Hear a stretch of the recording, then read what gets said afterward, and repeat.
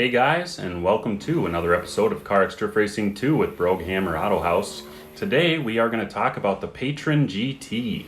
This is a Tier 5 car. It is a Mercedes AMG GT in real life, and this thing is a ripper. I mean, this thing is really fun to drive. You can see us in the opening scene here, but we will be jumping into a little top 32 qualifier and top 16 and doing a little bit of kind of analytics on that and showing you guys kind of what I did or what I made mistakes on, and then we'll jump into the tuning and everything towards the later 5 minutes or so of the video will be all tuning related, so be sure to jump ahead to that if that's what you're looking for. But otherwise, as always, thanks for being here, and we officially hit 4,000 subscribers, so thank you guys very much to all you guys who have subscribed. If you've been a ghost watcher, give me a follow, I'd appreciate it.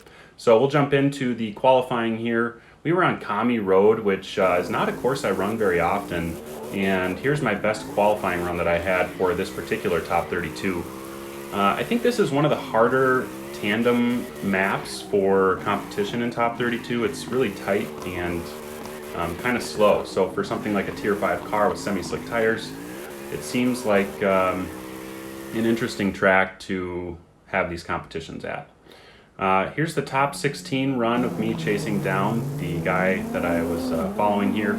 I qualified 11th, so I was down in the top 16 bracket, and I felt like I did a fair job of following him here, but wasn't getting up on him as much as I wish I would have. And I tapped him there on the transition, which threw me off a little bit and set me further back. So I did want to slow this down for a hot second and just break it down, because we're going to look at him chasing me as well. As you can see on the entry, I didn't flick into angle fast enough at all. I was kind of in front of him, and it was a little bit of a wonky initiation, if you will. But he does a really good job of filling all the zones. You know, his inner clips, he's not holding heavy handbrake or doing anything wrong. My front bumper tapped him, and then he still got to the outside zone, and I pushed out further to finish off the run, but it just wasn't quite enough to get the edge on him. So we're going to take a look at his chase run on my lead run, and as you can see, he does a really good job of kind of initiating with me. He's sticking back a little bit more for safety and having a little less angle, but very smooth in chase overall. And you can see there, he must have handbraked, or maybe I slowed down more than he was expecting in that position, and so he kind of backed off. Again, we're going to slow this down just a little bit and rerun it, and then after this we'll jump into all the tuning and everything. So you can see he initiated with me. He comes shallow in that outside zone on zone 1. He's really low on angle at this point. I think knowing that I hit that inside clip without a ton of angle, he was kind of waiting for that. And then he almost spins all the way out in that corner, but nonetheless, he did a really good job chasing. So can't fault him for it. I didn't take home the win, but it is what it is. Alright guys, so let's jump into the tuning on the Patron GT here. This thing I do have upgraded to Pro Drift 3. It's got 977 horsepower and 968 newton meters of torque, so almost 1,000 on horsepower and torque right off the bat. That's stock motor, no engine swap or anything. And this thing is really cool looking. I really like it. I just got it, maybe a month ago or so, and I've been really enjoying it. I don't have a body kit for it yet. I'm just running the stock body. There is a slide performance kit though that looks really aggressive and really mean. I think it looks really nice compared to that stock one. So eventually I may do one of these body kits. The CBW looks really good. It's a drop top convertible style. More of a stock body line, just convertible. And then the street kit, which has these fender flares with the vents in them, carbon roof. And that looks really nice as well. And then the R&T, which is just a straight up wide body kit. They all honestly look really good. If I was going to pick one, I'd probably go with the street kit or the slide performance kit. They both look really nice, but stock body does it just fine for me for now. So let's jump into the tuning details and show you guys what we've got here. As always, it'll be under BrogAutohaus in the tuning workshop if you guys decide to go there to get the tune. It'll be posted there, so if for any reason if you don't see it, please leave a comment below, let me know, and I can get it reposted again. But we'll jump into the settings here at West Coast Arena. Why not? So to start it off here, we've got the front spring size is at 10 centimeters. We have 80 Newton meters of front stiffness, 48 on the sway bar, negative 0.1 on the wheel toe, negative 6 camber, 11.5 degrees of caster, 73% Ackerman angle. I've talked about this many times, but those two, caster and Ackerman angle, make a big difference in how cars perform. So be sure to play with those a little bit if it doesn't quite go around the corners the way you want it to.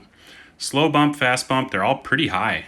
Rebound and slow and fast rebound as well. Rear suspension, here's the rebounds down below. I don't believe I've touched those. We are running negative 2 camber in the rear. I typically run negative 1, but this car seemed to do better with negative 2. 0.04 positive wheel toe, almost no sway bar, and then 60 on the springs and 9 centimeters on the height. We're running 20 305s with a 25% profile in the front and a 20 335 with a 25% profile in the rear. So 335 in the rear, 305 up front. Engine we have maxed all the way out. Like I said, 977 horsepower, 988 Newton meters of torque. That's insane for a stock car. I know Tier 5 cars tend to have more power in general, but this thing is really quick for having a stock engine. Differentials at 0.5. I think if I wanted to get a little more speed out of the car, I would increase that just a little bit. I think it can handle it, but so far I've really enjoyed how it's performing on just the 0.5 diff. We have a 4.25 overall gear ratio, and as we scroll down here, you can see third gear is a 1.8, fourth gear is a 1.4, fifth gear is a 1.1, and then sixth is a 0.9. And I can actually still light the tires up in sixth gear as long as I've got some speed going already. So I feel like this tuning for the gearing is working out really well. The braking, we just have 63% shared to the front. Nothing really changed there. And then the axis widths are -1 on each. That was for fitment to make sure they're not rubbing in the body and messing with all that. As you can see, it's pretty much fully in there. The rim is sticking out. It's almost like a stretched tire look, which is kind of funny on these more JDM style wheels. So that's it for the tuning. We'll jump out and mess around here for a hot second, but as always, don't forget to submit your top 5 drift clips. That will be coming up live tomorrow, Friday. Top 5 drifts is always on Friday. So submit your clips to either the Gmail in the description below or the Discord.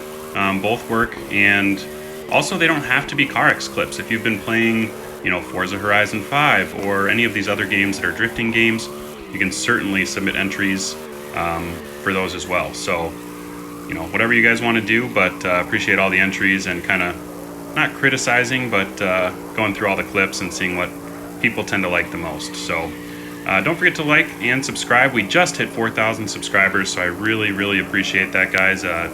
It's really great to have that milestone complete, and I can't wait to get to 5K next. So put your life in drive. That's going to do it for today's episode, guys. We will see you next time.